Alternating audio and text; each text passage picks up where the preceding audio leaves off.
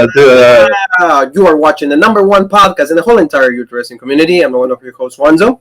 And I'm your other host, Jean-Paul Leek. Together we are Raw Break. And it's Tuesday, and you know what that means. No, we're not going to be quoting that old man. No, JR is legit. No, we're not being insulting. How's every single one of you? Hope you guys are having a great time. And you're starting to talk about NXT, a show that, a lot of effort, but yet the effort is not really fruitful because it's not really giving us good stuff. I mean, we're not invested into a lot of the storylines, maybe some of them, but when they actually could give us something great, they're not really delivering for me. You know, you can tell that for the quality of matchups that they're using, is really, really becoming the third brand for WWE. Oh yeah, this show used to be considered, it was developmental, but it was the best thing on television in terms of wrestling. Now, I would say SmackDown's a lot better. Nobody can be worse than Raw. Raw is probably the worst show out there, but in the world. Well, in the world of wrestling, I'm sure I can find a show worse than Raw.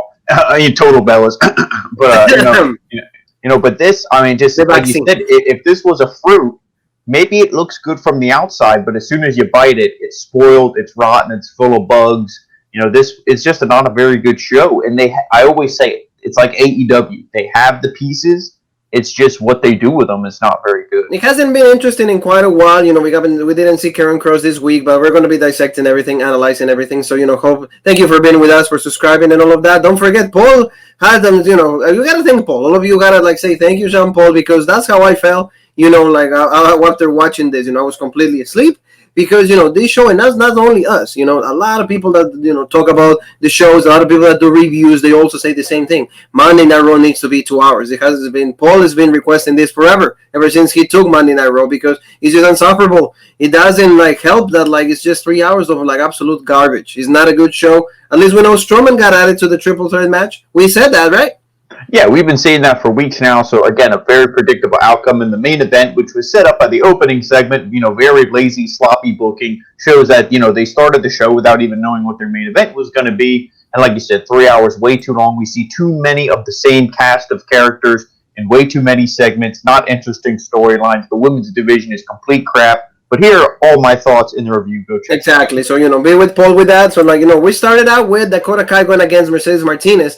And this matchup was good. We knew that, they needed this because even Mercedes last week said, hey, I need to go through Dakota so I can get to Raquel. So, Raquel was always you also mentioned, remember, Paul, you said that, there's still the team. So, Raquel is not really just doing the solo thing yet. She came out, she's supporting Dakota, and they had a pretty good match. But in this, I thought that, Mercedes was going to go over just because you needed, to give her, a meaningful win. So, hey, okay, then you can actually say, hey, she's number one contender right away. But they didn't do that. So, what did you think about this match? Because, I think match quality was okay. Yeah, match quality and just kind of everything that went on. I would, I'm going to say right now, this was probably the best match on the show, and I really didn't think it was going to be, but, Mercedes Martinez, she's so great, and, kind of in this badass babyface role, because, she was a heel a little bit when she was with Tony, going against Io and all that, but now I would say she's a babyface. Really good here. She sold for Dakota, had her look good, but she still was obviously more dominant, able to power out of a lot of stuff because she's the bigger, stronger woman. But, the ending of it, it's just, it kind of sucked because you thought, okay, Mercedes Martinez, she's going to win this, establish herself, like you said, number one contender. And Raquel just comes in, boom, causes the DQ. So technically she still wins, but, it was in a bullshit way. And then they beat her down after the match and everything. So I would say she's clear going to be the number one contender, or at least, going to be the first title defense for Raquel, which will probably mean that she doesn't win it, which is a shame. I would love to see Martinez as the NXT Women's Champ, but obviously they're not going to play hot potato with the title, just like that. But this was a good opening match. But of course, like we say a lot of times on these Wednesday shows, well, this isn't Wednesday anymore, but it might as well be. It still feels like it. Yeah, exactly. On these shows, they do a lot of beat downs, a lot of stuff after the match. So of course, I don't know. I was expecting something different. And you see, the war of words, because this is pretty much a war between Mexico and Puerto Rico. Pretty classic word in the world of Hispanics. So Raquel was I rule this now. I'm the big woman here. I rule this, and not you, Mercedes. So she got the upper hand. She won and hit Mercedes into that crystal thing or the plexiglass that they have. Mm-hmm. So you see, you mentioned. they have this rivalry, and they're going to have that match in 2 weeks. Later on, they mentioned that. So we can say it right now. Like, they're going to have in 2 weeks championship match. Like Raquel Gonzalez defending against Mercedes Martinez. That's not how you hide Mercedes, though. Unfortunately, that's not how you do it, because it should have been like she beats Dakota Kai clean, all good, and then you got to stare down. Maybe like the stare down should have been like that.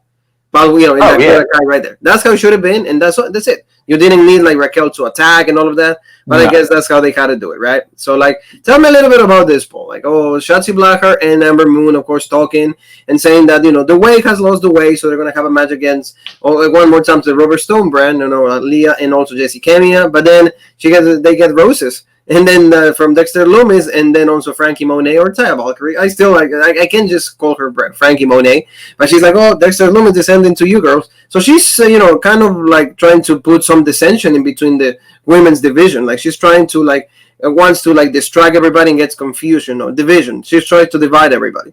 Yeah, and it's trying to just because you saw everything going on because the Way is supposed to have their tag match, and then it's with them in the future, and then it's like causing the dissension with everything. It's too many storylines kind of mixing together here because then LA Knight is also going after Dexter Lumis, which we saw in a little bit. So now adding Frankie Monet to this and all that. It's too many people in this stupid love storyline that nobody cares about. So that's my opinion on that. Yeah, it wasn't that. Again, like you cannot be adding. Just keep those two. And also we got to see later on because of that picture with the flowers and all of that. Then also like Andy said like, no, she put like also like just like points like that exclamation and like on Twitter. So like she was really confused of what's going on. Like you said, it was good up to some point, but now it's starting to like go down on that. So let's go to the girls' young veterans.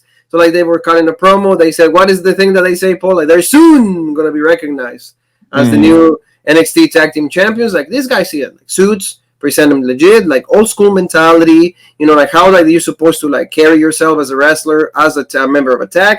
Then we got to see these other two. And I mean, Ciampa and Timothy Thatcher, why are they still a team? I don't know why, but I know why. There's nothing to do for them as a singles competitors, so that's why they have to do it, right?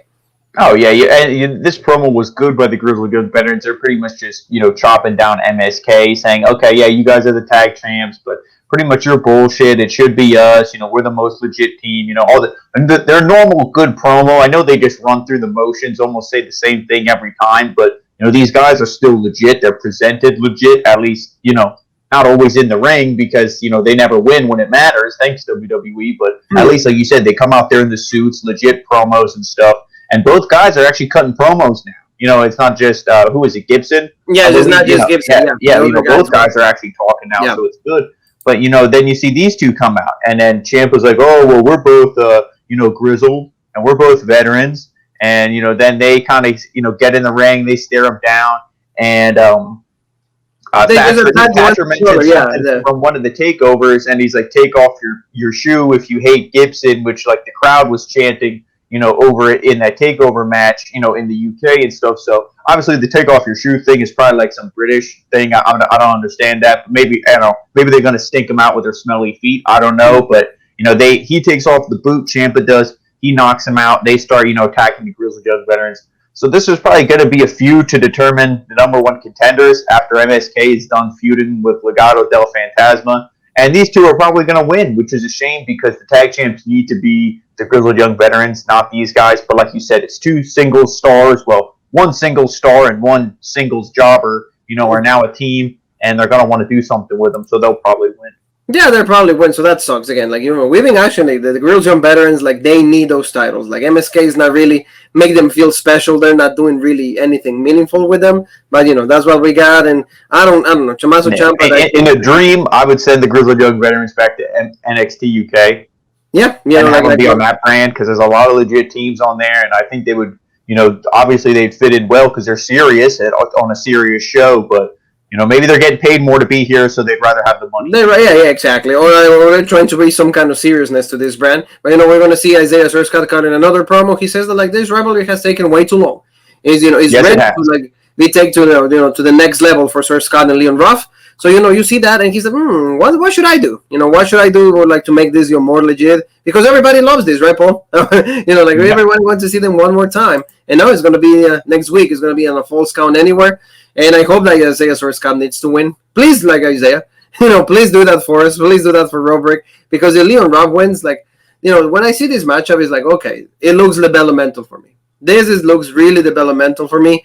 I don't really understand why is this like still happening. I'm not really interested into this feud, and I know you don't like it either, unless Isaiah Scott like benefits from this, and then maybe he can go to maybe like a North American Championship opportunity, Cruiserweight Championship, something.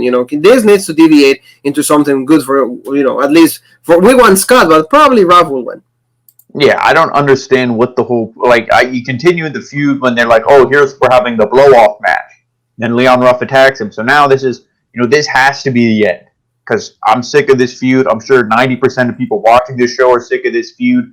And Swerve Scott needs to win, because nobody cares about Leon Ruff. Leon Ruff technically accomplished more than Swerve Scott did. Yes. He was North American champion. To me, being North American champion is better than anything Swerve Scott did. Yes.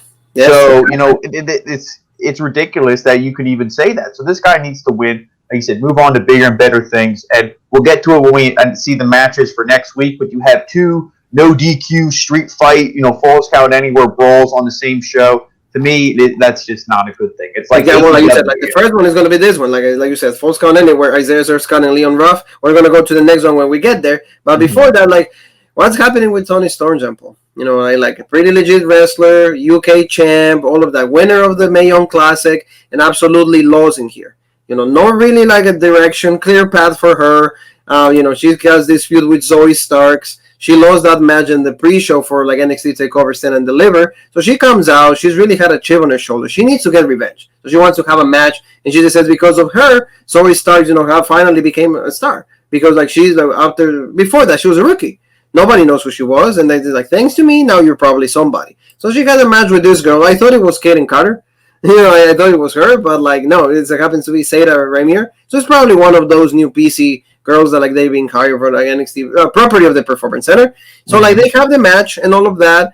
Tony dominated 90%, 95% of the match. But then when she was gonna do like an avalanche, like Jean Paul calls it, an avalanche supers like Storm Zero, then Zoe Starks comes out, distracts.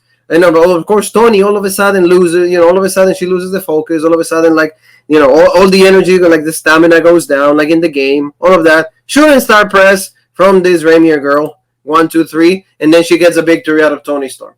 Like a really bad booking, like you said, and makes Tony Storm like really, really bad right now. How can you go from like being like this really great superstar in the NXT brand, UK, and like have a prominent future, and now being lost on NXT when you shouldn't be lost? Yeah, and I don't understand this because Tony Storm, like you said, dominated, pretty much the entire match. Yeah, Ramir got a little bit of offense in here or there. Okay, whatever. And I don't care if you hit your finisher. You're not Goldberg. You're not, you don't win matches in 3 seconds with a finisher right out the gate. Tony Storm should have still been, you could say well enough, strong enough, had enough strength to kick out. Because it wasn't like she got beat up through the whole match. And also how it would have been more impressive because she said, what I do to her, I'm going to pretend I'm doing to Zoe Starks. If she would have hit that, Super Storm Zero or Avalanche Storm Zero, whatever, boom, stared right into the eyes of Zoe Stark. 1, 2, 3, and been like, yeah, that's what I'm going to do to you. Then you book the rematch. Because do I want to see the rematch of somebody who lost to a jobber, lost to a new person? No. I don't want to see that match. Exactly. And also, if the roles were flipped, maybe Zoe Starks was the heel and Tony was the babyface, I wouldn't hate it. I'd still hate it, but I wouldn't hate it as much because when the heel gets embarrassed, ha ha ha, you laugh at the heel, there's no heat. It's over. It's done. Yeah, exactly. So, like, especially Tony, like, he's been losing a lot. She hasn't won a match in NXT, like, important match. Tell me. Nothing. She's very okay. Yeah, she's not frequent also in the show. 2 weeks we see it, 2 weeks we don't see her and stuff like that. Yeah, she lost in the championship match. She lost, to Zoe Stark. She lost here. Was she tagged with Ember Moon right away when Ember came back? Or was was that always Shotzi? No, it was actually Tony. Yeah, and then remember she turned on her. Yeah, so they didn't really win much. So it's not like they won the tag belts and then she turned on her and then whatever. No, it was none of that. And remember what you said also. Like, you said like, oh, we also have reported that Juice Robinson has COVID. So all of a sudden, like, she okay? Like, I don't know if she was ready to perform there. Are they performing the test? I don't know. But like a really risky situation what they did right there. But also like they do this to make her lose. Is like really like maybe the show is live. Is it not live? All of those questions arise when you have to see situations like this. Let's go to like probably the best thing on NXT. Right now it's Legado del Fantasma. The only guys that I presented legit, the only guys that I presented serious, and Santos Escobar is talking about how he wants goal, when he needs goal again, and then Kushida, the prime target. He's like, I'm going to get my championship one more time. And this night, we're going to main event. It's going to be a 6-man tag. And Legado del Fantasma, the other members, also won the tag team championships. So we'll see. But like a good promo by Legado del Fantasma. I think that like Santos Escobar is probably like the most serious person on NXT right now. Oh yeah, no, I agree with you. Like these guys, especially Santos, is presented as legit as you can be on this show. I mean, the three of them did lose in pretty much a 3-on-1 handicap match against Karrion Kross, and they have been made to look like losers. The tag team, not Santos so much himself, but the promos are always good. When you come out wearing suits and all that, you look more legit. So hopefully they do right by these guys, and kind of what we saw. In the main event of this show, I'm not going to say that they did, but it's the right step forward. Yeah, it was a good stop. Yeah. Like you said, it made at least sense. It needed to make sense because sometimes when you don't even deliver for that, it suffers really bad. Talking about things that are suffering really bad, the way. They go, and they even like Ember Moon said, they lost their way. Nobody wants to see this again. This is like stupid faction. It doesn't look serious. Nobody's behind this. I mean, the storyline with Indy and Dexter Lumis is okay, presentable. But now that like you're playing other characters, adding more to it, it's becoming a soap opera. It's not even interesting anymore. So he got the match, Austin Theory going against Bronson Reed. This match we've seen it before, so there was not really anything that they could add to make the match more interesting. The only thing is like Dexter Lumis comes out, and also Lumis. Again, remember how serious he was. We also thought that he was like a psychopath. All of that. Now another joke. For me, another figure that is not even serious anymore. And you can go behind Dexter Lumis because he doesn't even talk, and all of a sudden he's in love. He's showing feelings and emotions that a guy that shouldn't. His character does not allow that. And now with Indy, all of that, I didn't like this at all either. Of course, there was the distraction right there. Also, Dexter Lumis saved Indy for being hit by Austin Theory. But in the end, Bronson Reed, Tsunami, 1, 2, 3, he becomes the number one contender one more time. Like Paul said, if you're going to do this, why shouldn't you just give the title to Bronson Reed at TakeOver? I don't get it. Yeah. I mean, this match wasn't bad. Austin Theory is really good. When he first came to NXT before he got called up to Raw, back 2 WrestleManias ago, it was just, he was really good. He was serious. He was cocky, and he's a hell of a wrestler. Now he's like an idiot. They're like, okay, act like you're a complete goofball, and still be good in the ring, but you never win.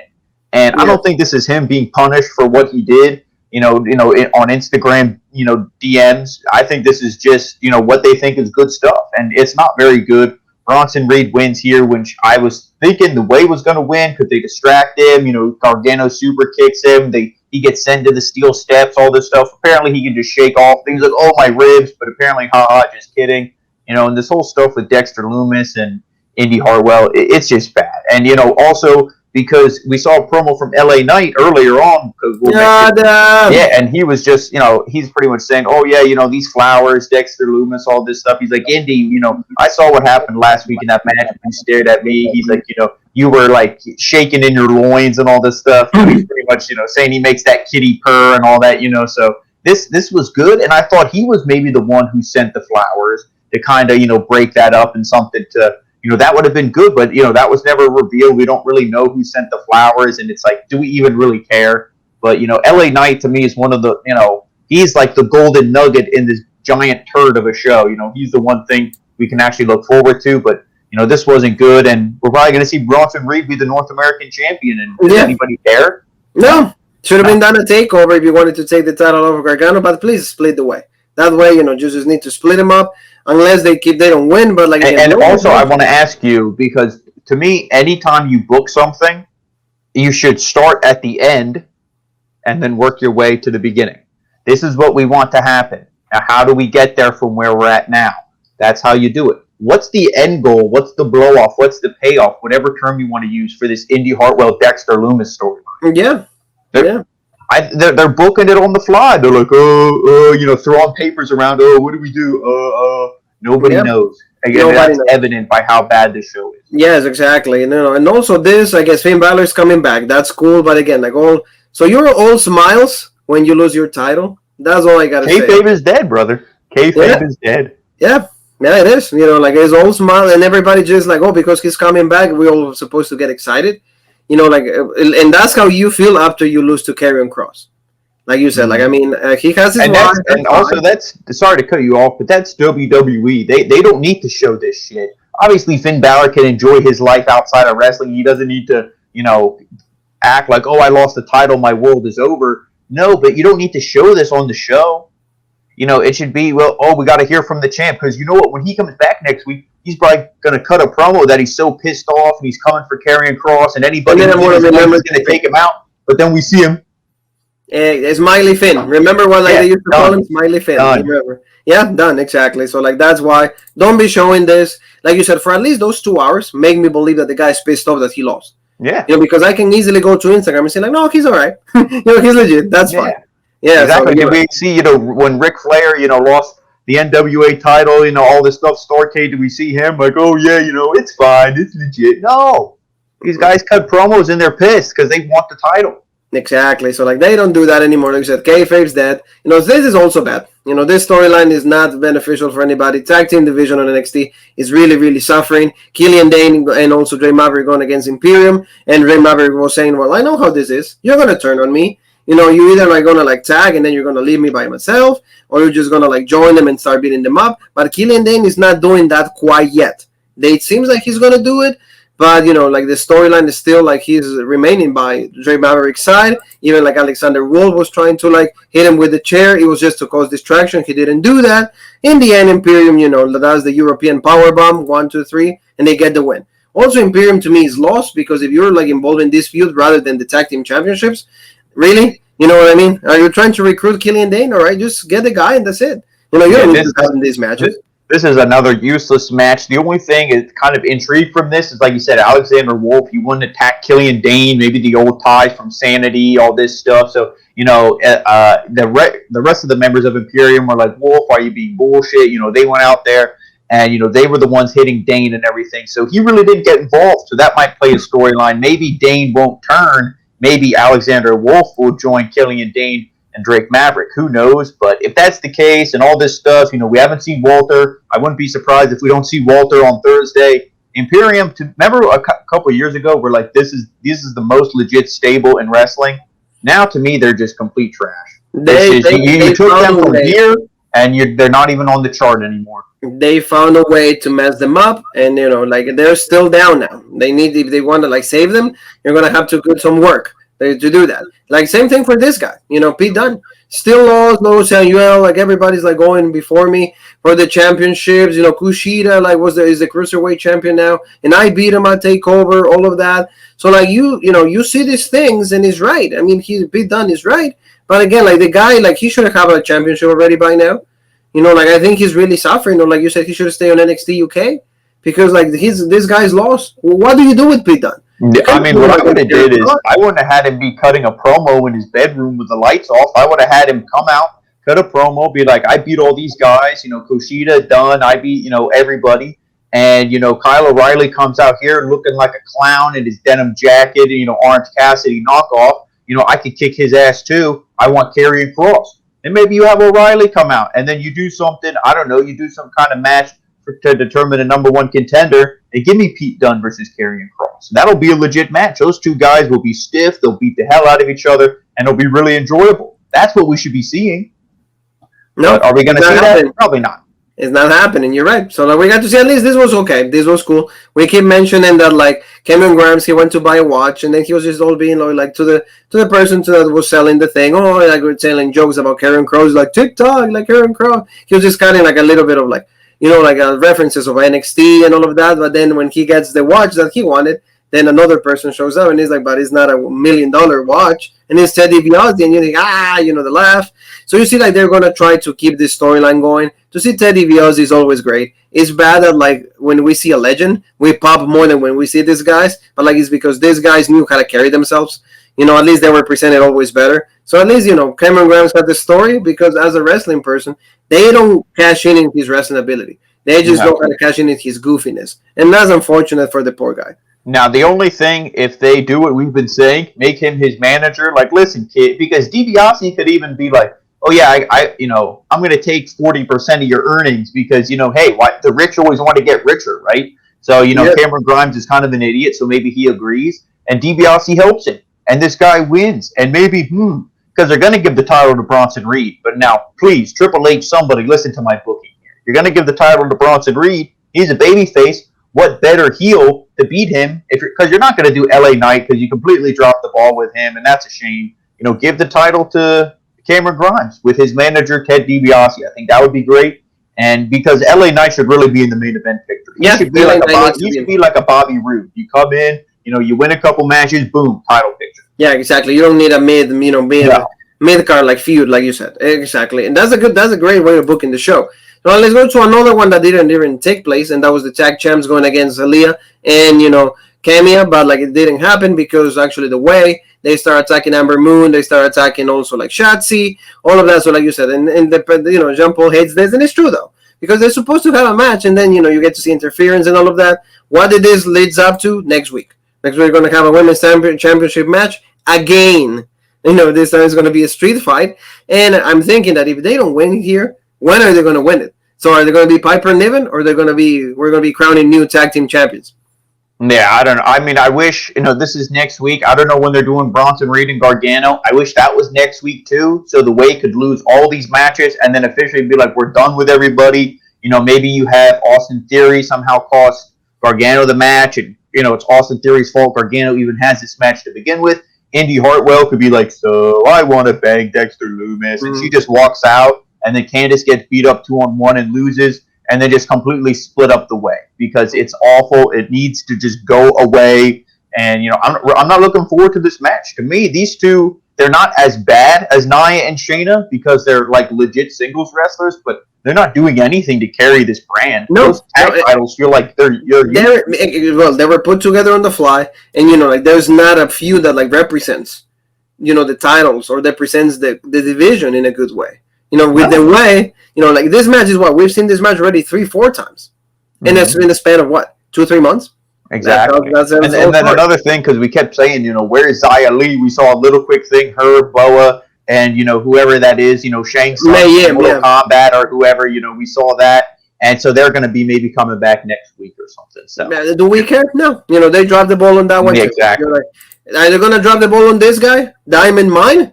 Who the hell is this guy? I thought Diamond Dallas Page or Ryu or I don't know who that is. But I legit because it looked like it was people working out. I thought it was a commercial. Yeah. As I'm watching it, I'm like, what is this commercial? And then the screen faded to black, and then it went into the commercials because you can tell when something's a commercial and when it's not. I thought I missed them going into commercial break, and I'm like, oh, I guess this is something for a wrestler or somebody. And again. Nobody cares because you already have too many people on this show. You don't know how to book them. The grand, I can't even think of the way to fix it isn't to add more people. Yes. That's not going to make the show better. No, and especially we don't know who he is. We'll have more information as the information becomes available. But, like you said, it's just for example, Frankie Monet, she hasn't had a match yet. 3 weeks, 3-4 weeks, nothing. So the way that ever since they got writers, it's not Triple H, it's not Shawn Michaels anymore. It's not guys like that. Ever since they got writers, this show became completely, irrelevant. The quality of it went downhill, and it didn't help out the Dynamite. They're trying to resemble what Dynamite was doing instead of remaining their own. Really, and I think they still are with all these street fights and these no DQs and these falls count anywhere and last man standings and all this shit. They're doing the same thing, like the Indy Mark bullshit, and not Indy Hartwell, independent. So. Yes, exactly. Let's talk about Adam Cole. Like you said, the promo work that he did, he was going to be interviewed by Sports Illustrated. I mean, everything that he said, it was cool. I don't make mistakes. I just make decisions. All of that. They asked about Kyle O'Reilly, and he said, hey, I've been carrying NXT for 4 years. All of that. He says, well, have the match. Hey, I lost. I hadn't beat. So, hey, I hesitated for a little bit. He got the win, but I'm coming back. I'm going to beat him again. So you kind of see that they're going to have another match. He mentioned Karrion Kross. He said, hey, he's a good champion. He's a good, wrestler and everything, but he kind of also had a doubt. Hey, got injured, lost the championship. So you see Adam Cole, the way they presented him is really good. But then all of a sudden, like you said, there were little things that like they're in their house and he doesn't know where he's at, things like that. So like, I mean, the promo work that he has is really solid. I will say, like, he tries to remember, serious. Like he lives that character. Yeah, Adam Cole to me is the most legit guy on this entire show. I would say Finn Balor, but then they presented Smiley Finn and all this bullshit. So maybe he's number 2 or 3. But Adam Cole is just leaps and bounds because when you see him, he's always Adam Cole. Like you said, he's never, oh hey, I'm the little leg slapping midget, blah blah blah. No, he's always presented this larger than life, badass guy who ran NXT for 4 years, and he said, "I'm going to come back to the title picture when I'm ready." Because, I am the title picture pretty much. Like, I can do it whenever I want to. And I can beat Kyle O'Reilly. I'll take the title from Karrion Kross when I want to. All this stuff. This was really good. But like you said, they're clearly doing it in his backyard. Because we've seen promos from here before, with the swimming pool, everything in the background. We know that's his house. So when the promo's done, he gets up. He's like, how the hell do I get out of here? I don't know, Adam. Tell me. This is your backyard. Yeah, exactly. Yeah, so then we also see Kyle O'Reilly, like he was actually looking, so they're probably gonna have another blow-off match, and that's fine. Like the one thing is like Kyle O'Reilly needs to I think the plan for him is just to be presented, like you said, trying to resemble what they did with Adam Cole. So I think that's okay, but I think first they're gonna have the match with Karrion Kross. They have their stare down, so it needs to happen if they're gonna win the title. Just give him the match with Karrion. You don't. How can you do more of a blow-off unless these guys literally fight to the death? Like it's not a work death. That match, how can you have anything greater than that? Yes. Or unless, of course, in triple threat, these two guys and Karrion for the title. I don't think that is fine because that's not a singles, blow-off match. They already had that. But if anything, maybe throw Pete Dunne in there and somebody else who's deserving. Maybe if you would have booked LA Knight legit and gave him a lot more wins, you could have a fatal 4-way, make it an elimination, not, bullshit, one fall to a finish, elimination 4-way match to determine a number 1 contender. Do something like that. Because remember how much we said, or how everybody was raving about the Iron Man matches that they had. When Finn Balor won and all this stuff. Those were great. Oh yeah, they were good. Like that again. Yeah, man. You said make them feel special. Like these guys here, at least when you are fighting for at least to become number 1 contender, you have your spot. That means your main event. Because your fight, if you win that, then you go for the championship. So at least that's what they should do with these guys. But we'll see. A lot of people are saying it's going to be another blow-off match. Hopefully not, because Karrion Kross needs a number 1 contender. So that's what it needs to happen. You love this. Completely great presentation. Legado del Fantasma looking badass. Representing the honor, the pride of Mexico. These 3 guys. Cien Almas said, hey, they don't represent Mexicans well in this show in the WWE. At least these 3 guys make them at least prove them wrong in a way.